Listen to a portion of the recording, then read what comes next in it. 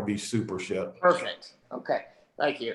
Lord, we just thank you for this day, another opportunity to learn and another opportunity to serve the clients that you send to us. Lord, just continue to bless us, bless our family, and most of all, we pray we bless our country, Father.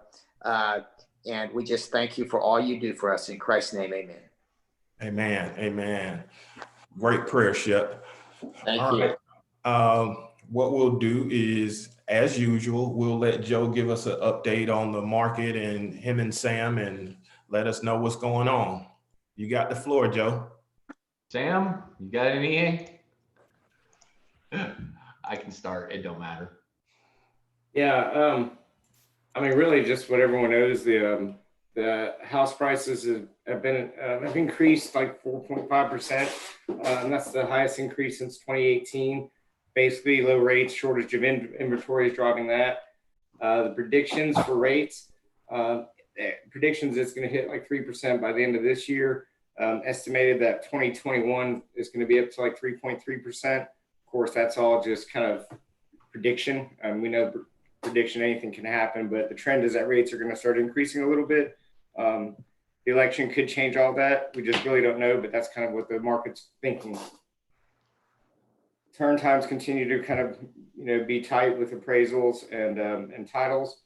Again, something that we can't control. So just as long as everyone's aware of it, we're doing our best. I mean, our company is positioned well. Our team, we have dedicated underwriters, processors that work literally all time of day and night. So, I mean, we were getting our loans closed. You can still close a purchase in 30 days. Again, we can't control things like the title and the appraisal. So things that we can't control, we can't control. All right. So what I'll tell you, bond market right now, extremely volatile. And you guys are seeing it. If you're watching the stock market, you're seeing it there as well. Massive swings. We're seeing, 500 to 800 point swings. We're less than a week away from a presidential election. This is normal, believe it or not. As abnormal as it feels, this is normal. Investors are kind of baking it in. The other thing we got going on right now is a rapid increase in positive COVID cases, not only here in the United States, but they're feeling it in Asia and Europe as well. Some are calling it a second wave, call it what you want, but we are seeing a rapid increase in cases, starting to see talks again of, statewide and nationwide shutdowns.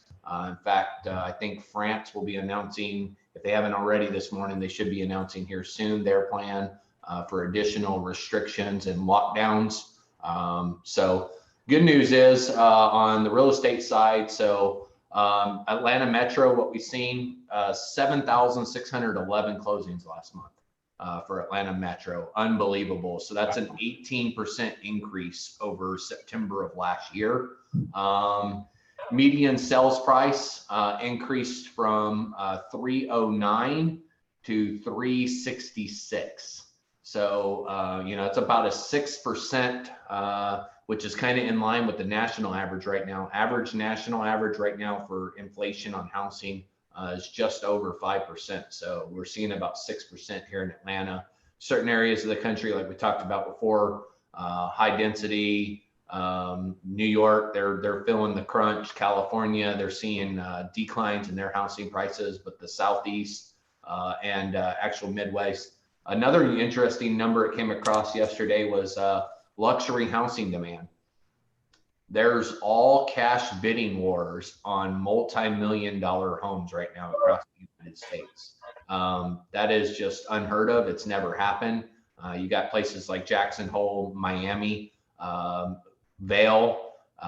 These places are having multi-million-dollar, multiple offer cash situations on homes, and that's really just never happened because a lot of companies have transitioned to this working remote, and people are realizing as a corporate leader that I can work remote from anywhere. So why not go, instead of living in downtown Los Angeles, why don't I go to Vail and buy a $4 million home in Vail, and I get a lot more home for the buck, and I can pay cash for it after I sell my $10 million Cracker Jack box in California. So yeah, it's amazing what we're seeing right now. It's something new. I do work with, I've got several contractors I work with, and the demand in the contracting space for his home improvement is just, it's crazy. I talked to a contractor yesterday and he's like, dude, I'm booked out through the entire 2021. He's like, I can't take another job.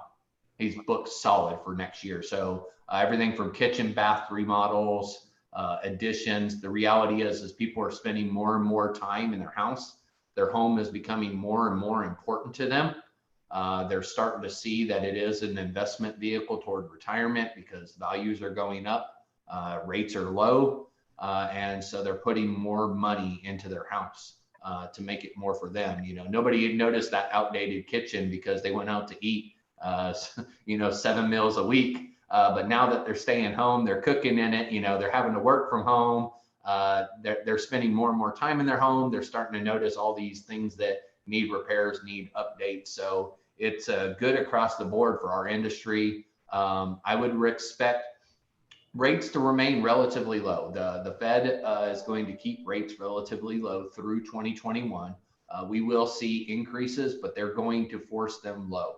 And the reason is right now, the only shining star in our entire economy is the housing industry.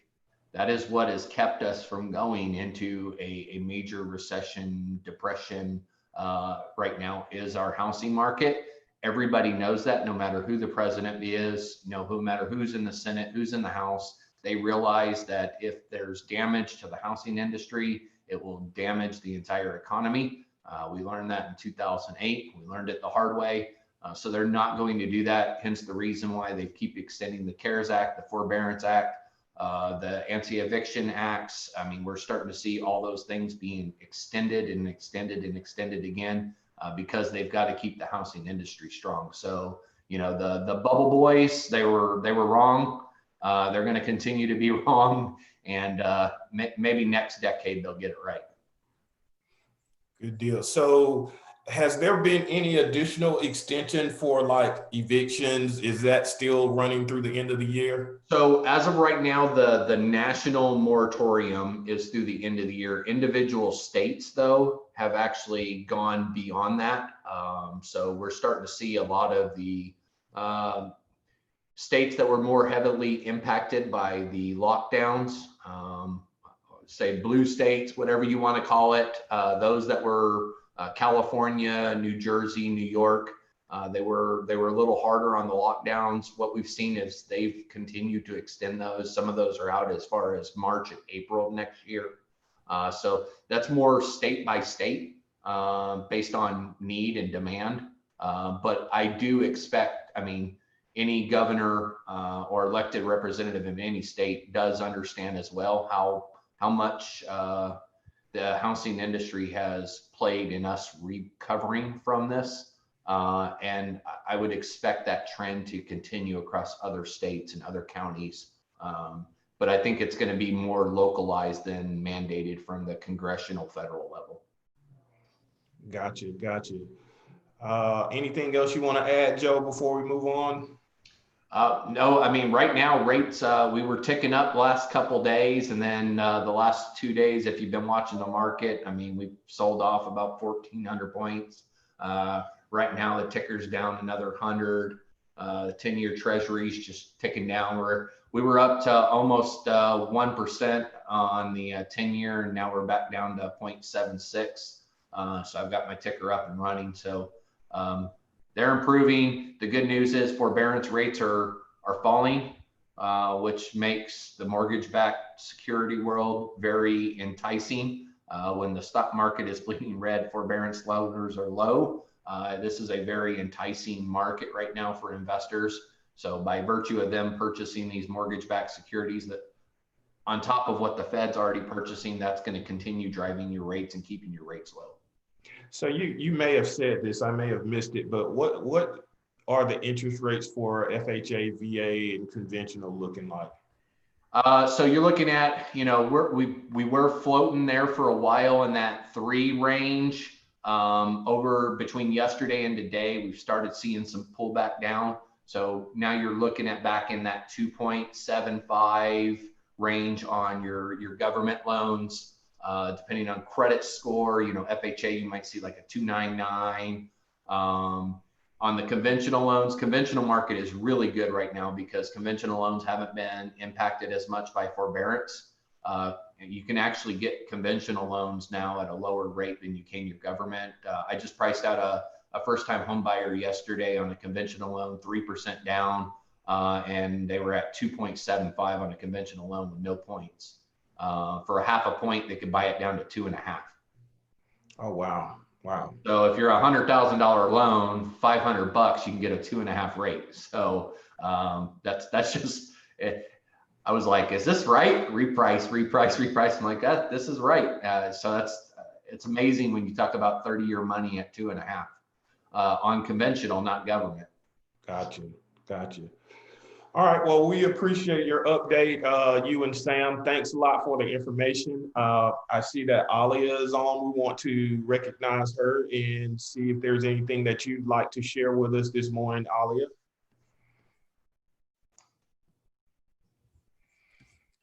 Alia, are you there? I am here. Let's see. Am I upside down for you guys? You're sideways. It looks like it's nighttime, but I'm just in a hotel room. I promise I'm not in, I haven't run away to Japan or something. I know we've been talking about the price increase from 210. You guys are going to get an email from me probably every day for the rest of the week with details about that. So the basics are we're going up by $50 next week. So that's on Tuesday the 3rd. Something else about that date I remember. It'll come to me later. So it's good timing. If you enroll today and through November 3rd, you're going to get our current pricing of $460 and $580. If you write a contract between now and then, even a contract that closes way out in the future, you're going to be able to lock that pricing in. So I don't want you to be worried that this is going to affect anything that is currently enrolled or existing, or that you write between now and then. So if you have questions, please don't hesitate to give me a text. I'm always happy to answer your questions. And I don't want anything to panic. It's going to be pretty smooth. It's gone smoothly thus far in other parts of the country, and our coverage and service fee are going to stay the same. Okay, and it was like 610 and 610 and 630. Yes. 30. Okay. Thank you. Gotcha. All right. Anything else, Alia? No, I look forward to seeing you guys in person soon. We need to figure out some sort of outdoor event. Right. Yeah. So we'll work on that, and we'll keep you posted on it. All right. Bye, guys. All right. Bye-bye. All right. Today, guys, we want to kind of talk about prospecting and kind of some scripts that we could use as far as prospecting. So I think that, the most important thing is before we start prospecting, we have to have a audience or people that we want to prospect to or with. So once again, I know you guys are going to be sick of me talking about it, but right now is the time where we need to be reworking our schedule, reworking our database, and getting those things ready for the new year. And we need to start now. If we want to be strong during the first quarter, we got to start now. We got to start shaking trees. We got to start looking at what worked for us the whole year. And then we need to reorganize our database accordingly. So I want us to be interactive today. So I just want to ask the question of, when we say prospecting, what do we mean as far as prospecting? Aisha?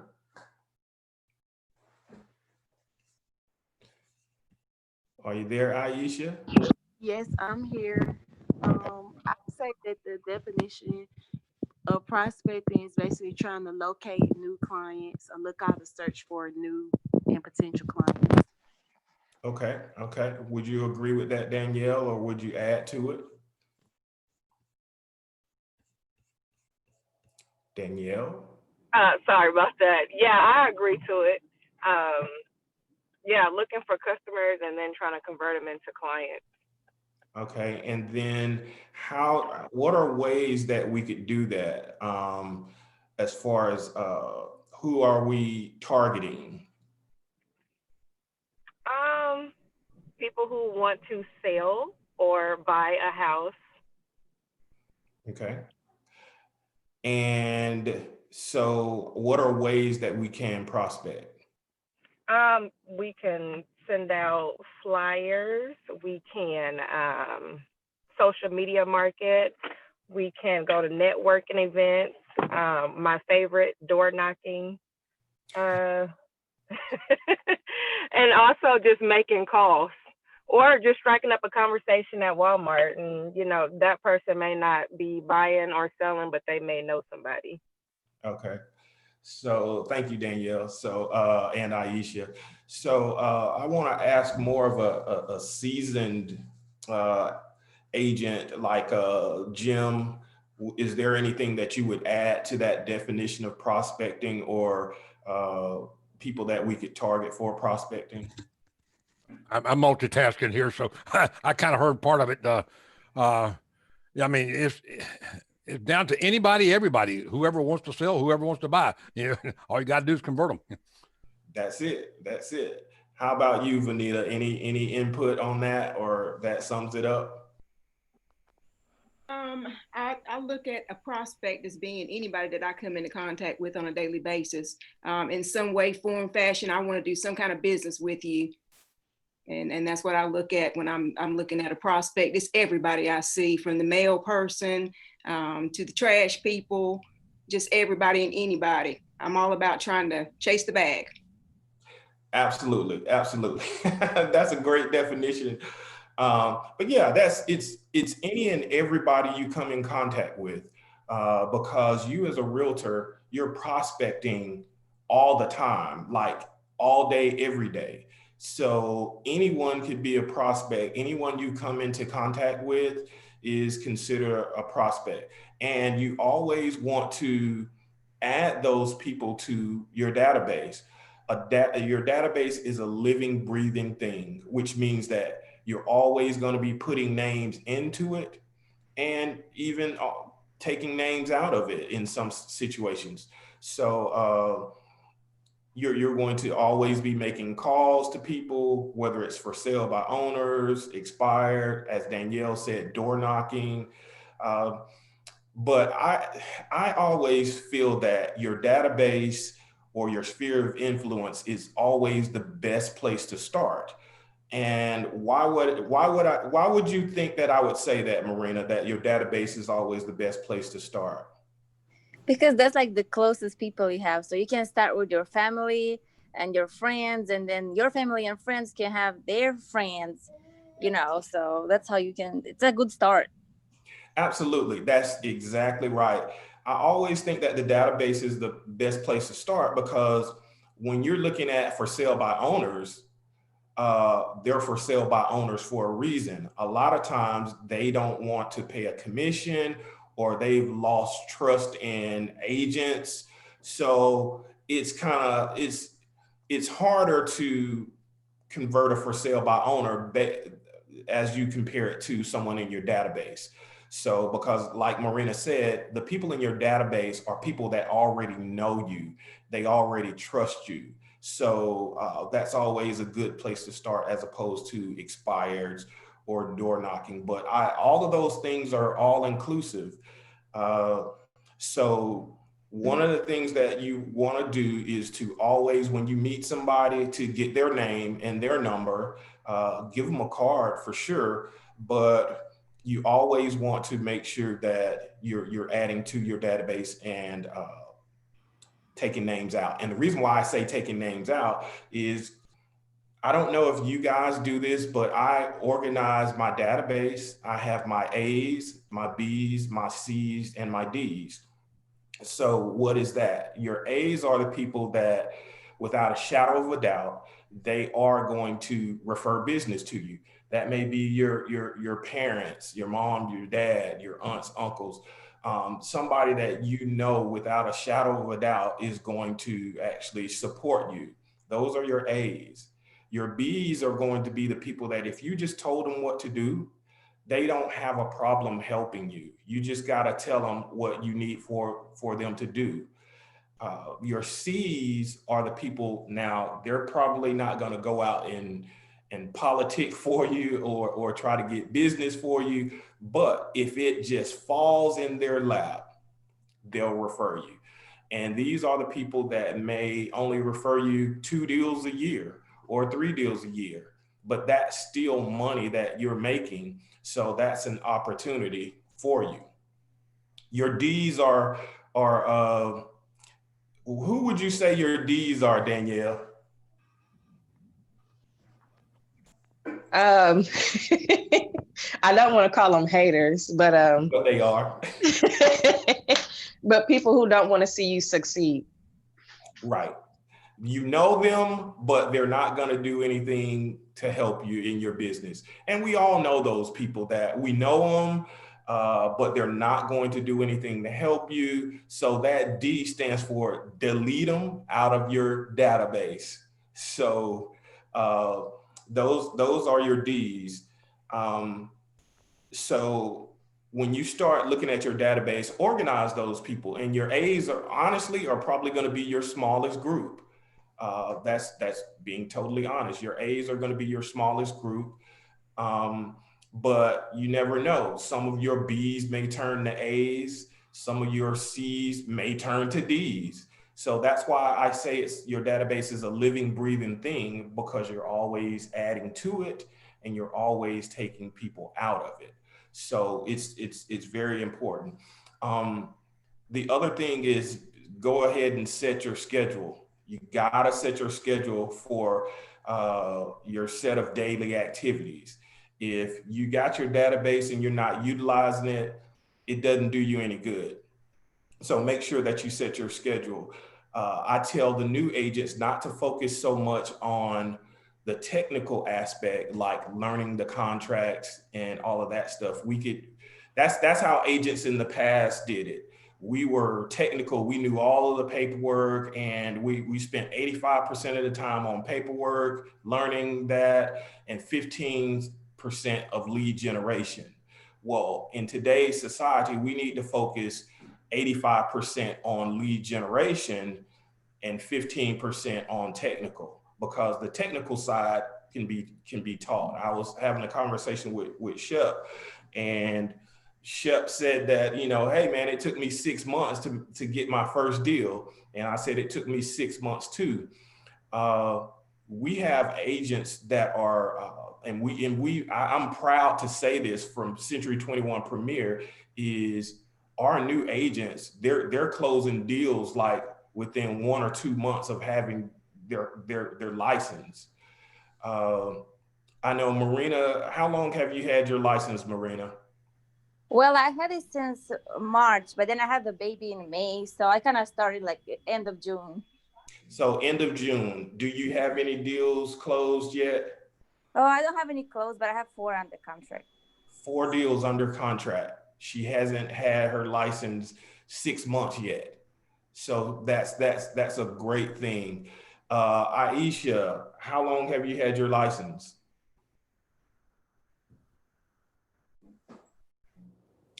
My license for about a year or so, but I really haven't been full time in the business until I joined Century 21 about 3 months ago.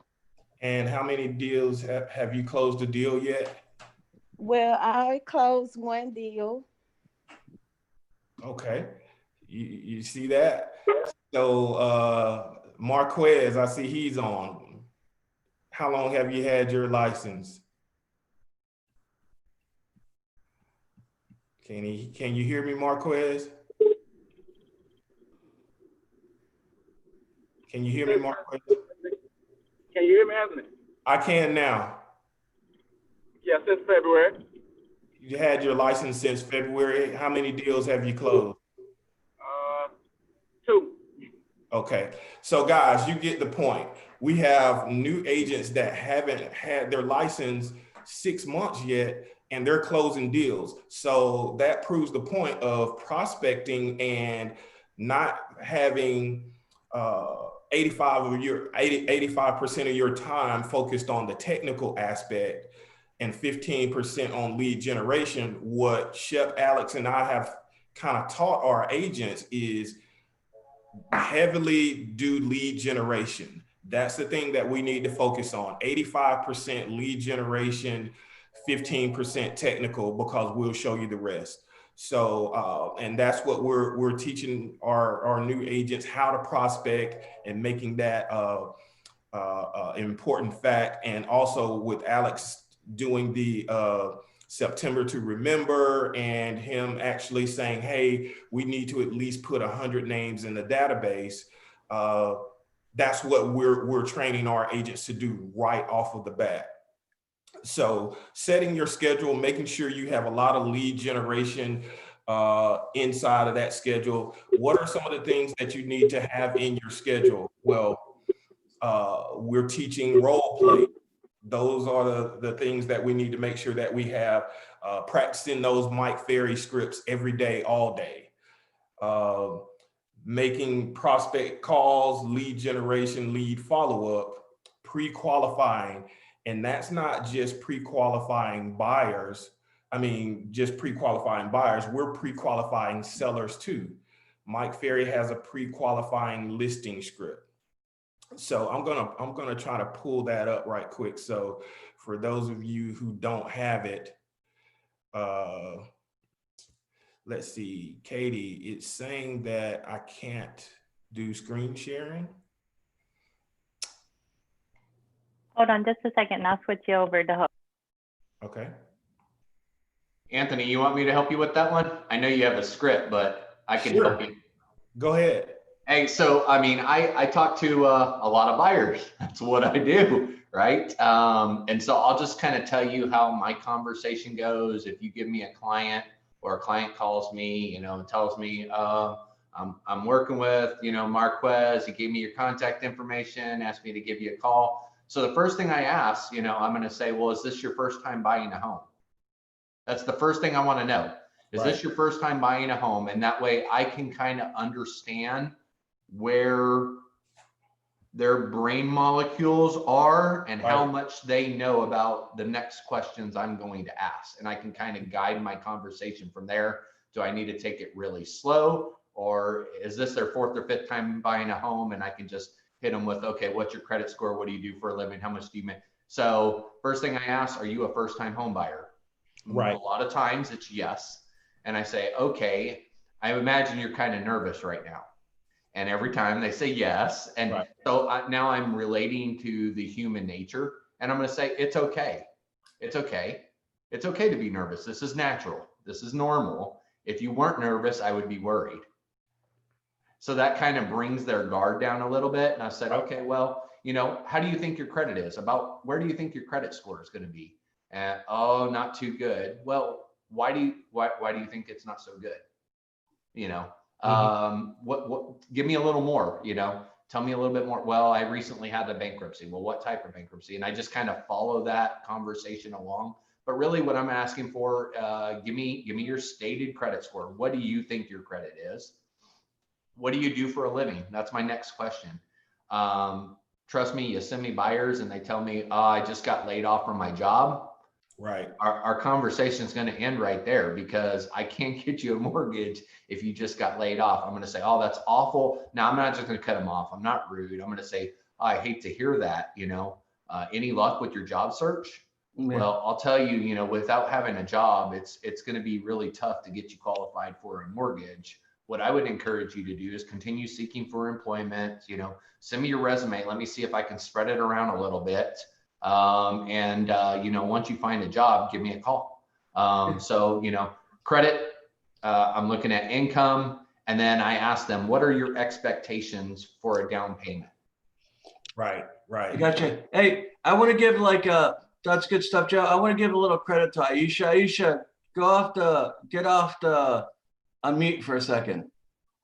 So anyways, she did like a circle prospecting. You know, Aisha might come across as being like a a little bit shy, but I created a script of her for like circle prospecting. So basically she just called around homes that we just sold, either on the buyer's end or the selling or as a listing, and just said, hey, we just sold this home down the street from you.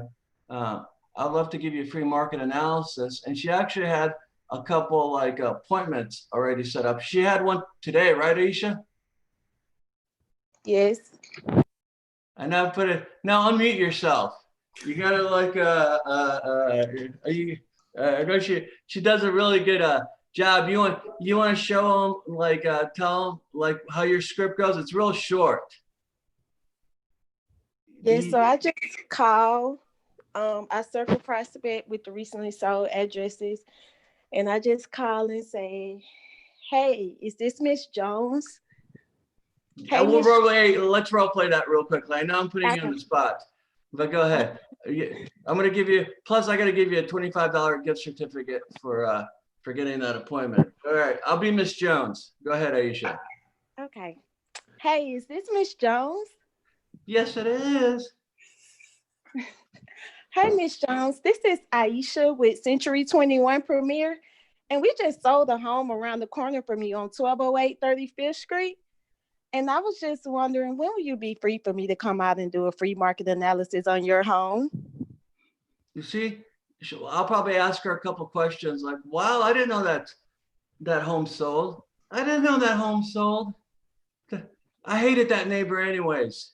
But sure, Aisha, you can come by. And like, but you see how easy that was with a good script, like, and she's calling, there's credibility. She meets all the requirements, or the requirements. You only have 5 to 10 seconds to grab a hold of their attention on a call. First 5 or 10 seconds, she does that. Her delivery is pretty good.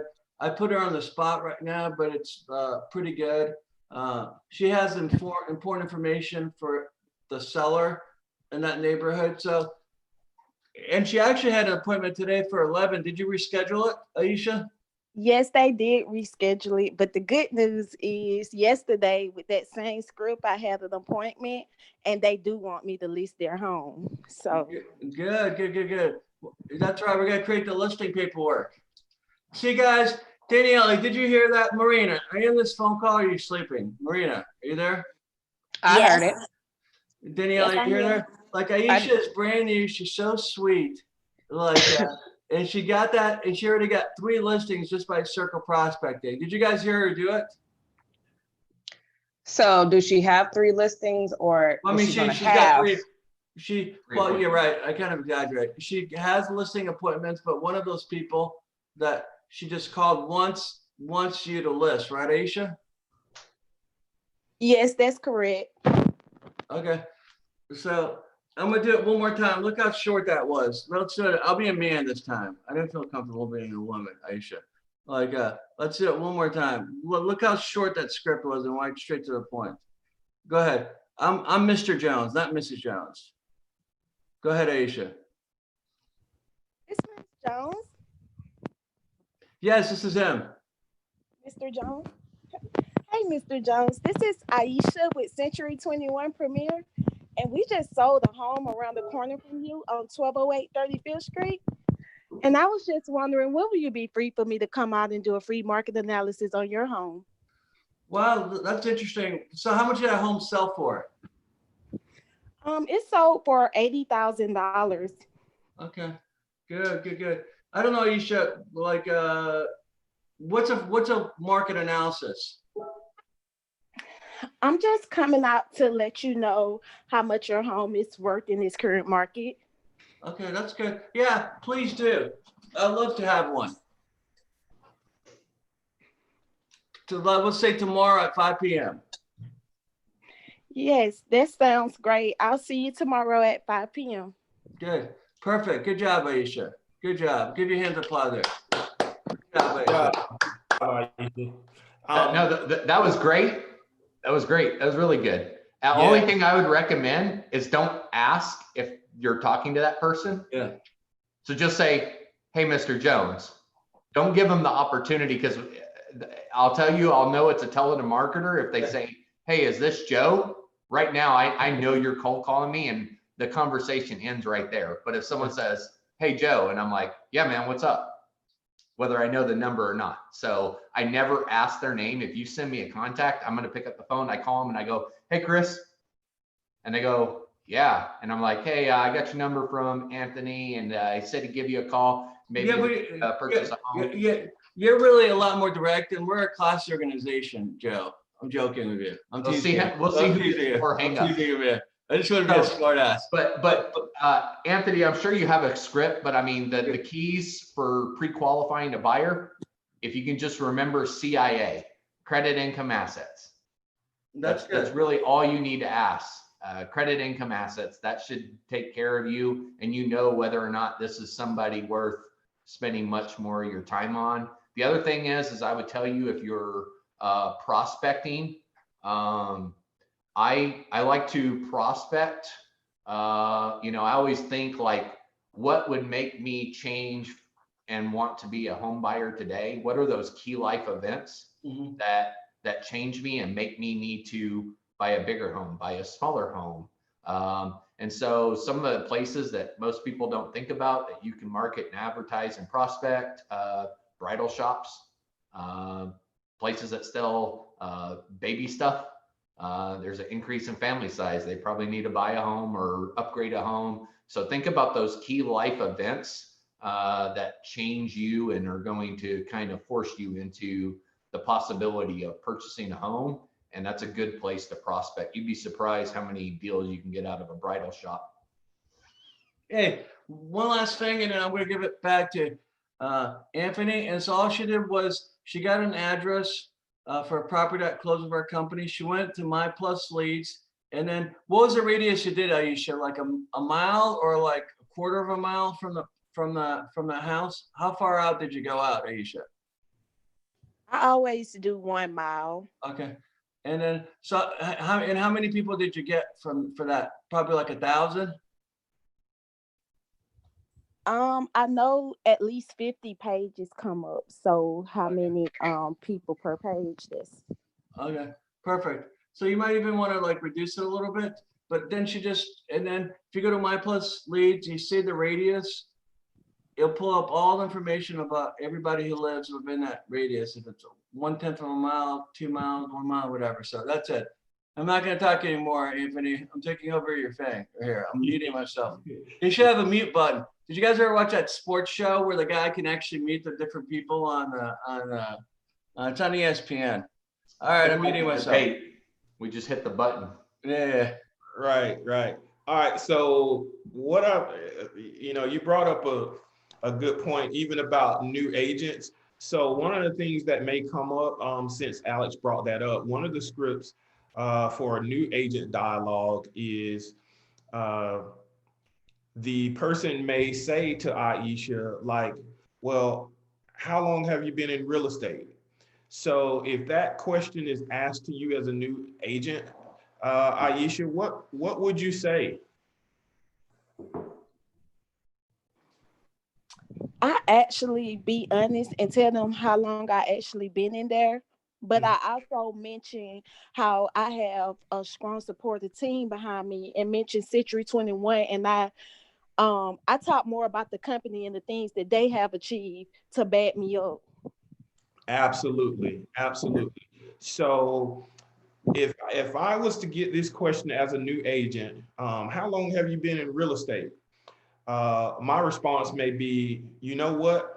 I'm new to the business and I have a lot of energy. I'm fired up and I'm enthusiastic and I have time available for you. If we encounter a problem that I don't know the answer to, I'm one phone call away from people in my office who have hundreds of years of experience, and I'll get the answers you need.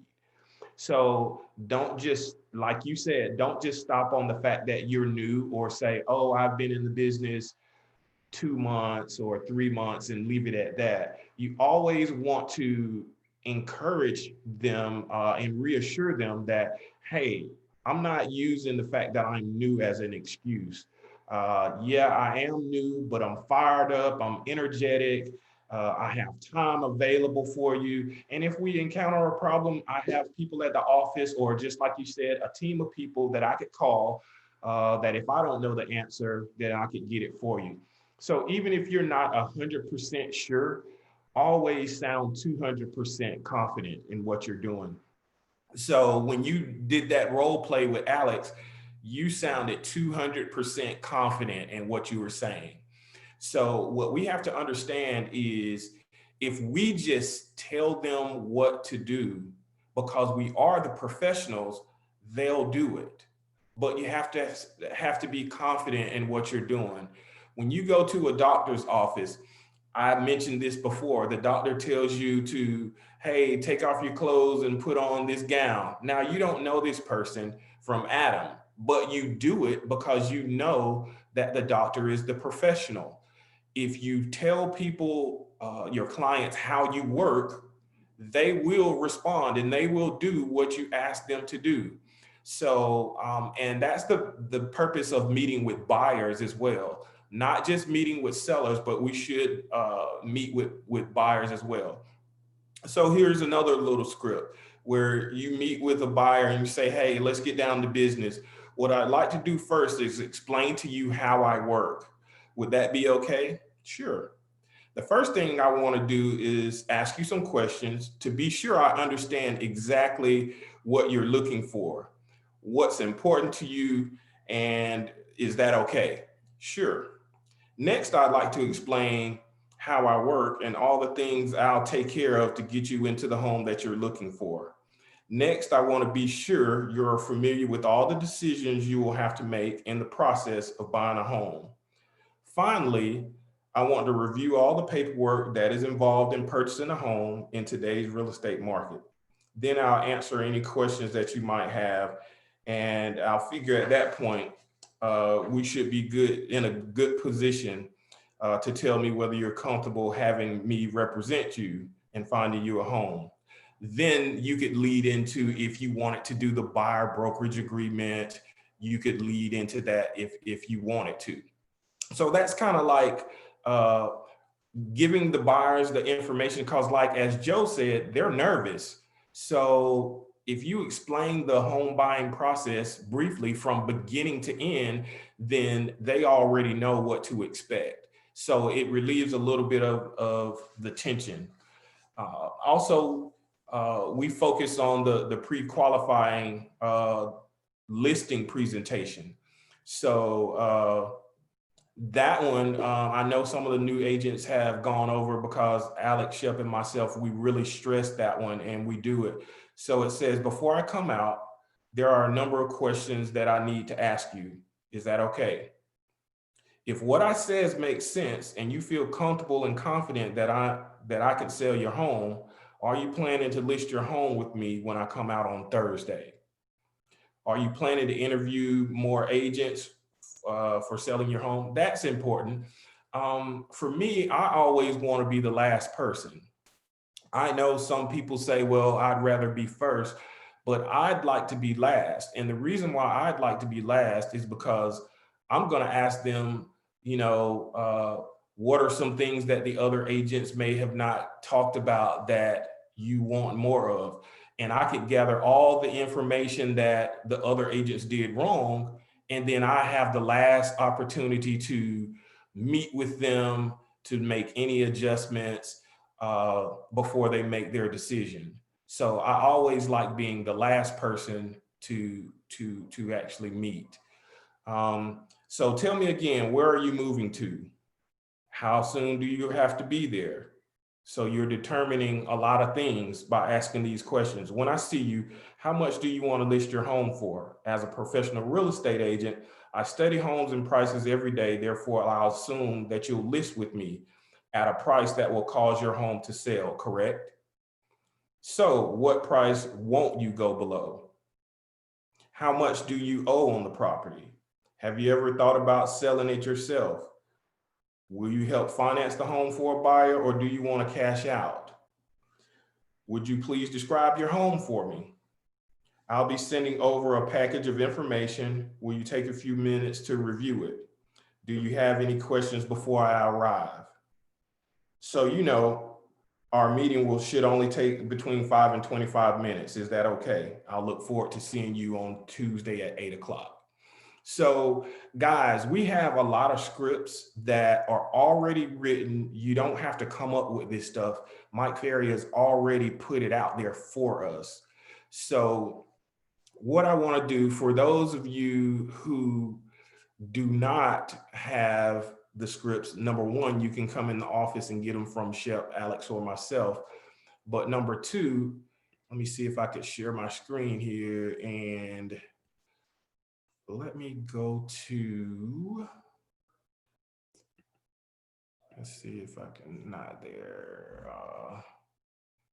Yeah, let's see if I could, can I, this is blocking where I need to get to. Let's see if I can move this. There we go.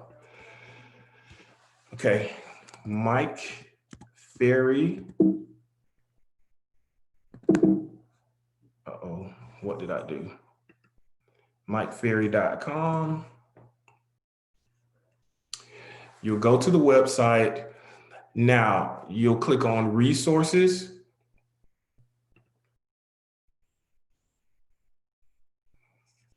And there are the scripts right here. Now, if it doesn't let you get to it, then that just means you need to sign in. So all you need to do is create a username and password. This one is very good. The 40 real estate objection handlers. Mike Ferry, when we went last year, he asked agents that have been in the market, 40 years, has the questions changed? No. So in the last 40 years, he's like, have any of the objections changed? They haven't.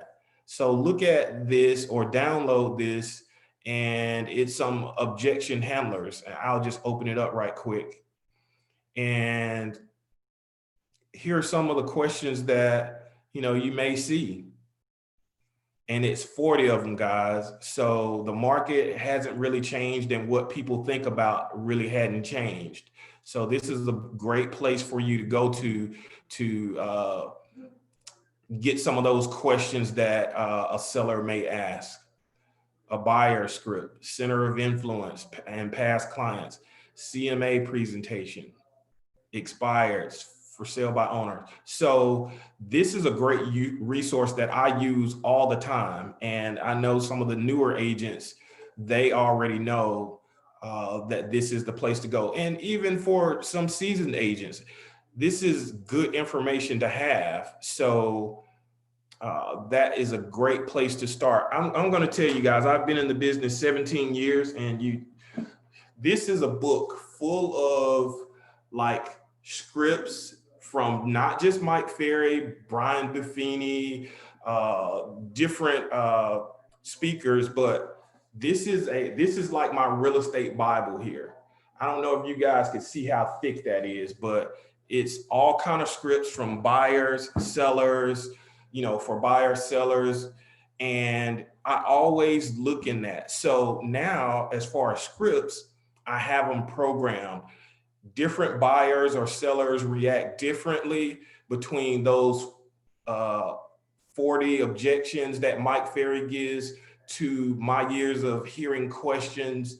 I always have a response for a buyer or seller, no matter what it is. And if I don't have a response, again, if I'm not 100% sure, I'm still 200% confident. So if you need scripts, you can go to that Mike Ferry website. If you need any additional information, please reach out to Alex, Shep, or myself, and we could either do role playing. We'll be calling some of you guys with coaching calls. So our job is to make us as a company better. So that's what we're committed to, and that's what we want to do to make sure that you're successful. So that's all that I have. Anyone have any questions for me? I know we're over our time, so I'm trying to wind it down here. Any questions for me, Shep, or Alex? All right, Shep, you want to add anything? No, I think you made a good point, Anthony, about the best way to learn the business is to get out there and go through deals as soon as possible. Yeah. And really the best way to learn the contracts is to do real contracts. So that's why you want to start a good habit of prospecting from day one, because the best way to learn the business is to go through real deals. Absolutely, absolutely. And a funny story is I was talking to Quez, and he had already wrote up and closed the deal, and he called me and said, well, you know, Anthony, I've had a sale, but I hadn't done a listing. And it's like, wow, like he's already closing deals. And that's what we want to do. But we're always there for you guys. Marina has reached out, Danielle, Aisha. So we're here for you. But as you can see, it's not just for the new agents, seasoned agents. I don't know everything. It's a lot of times I go to Shep or Jackie Leonard with questions. So never be afraid to reach out to us and ask. It doesn't matter. I've talked to Jim about stuff too, and he's a wealth of knowledge as well. So I just appreciate you guys. So Alex, I'm afraid to ask, but do you have anything else you want to add? All right, I guess not. So all right, guys, thanks for tuning in. We'll talk with you next week. See you.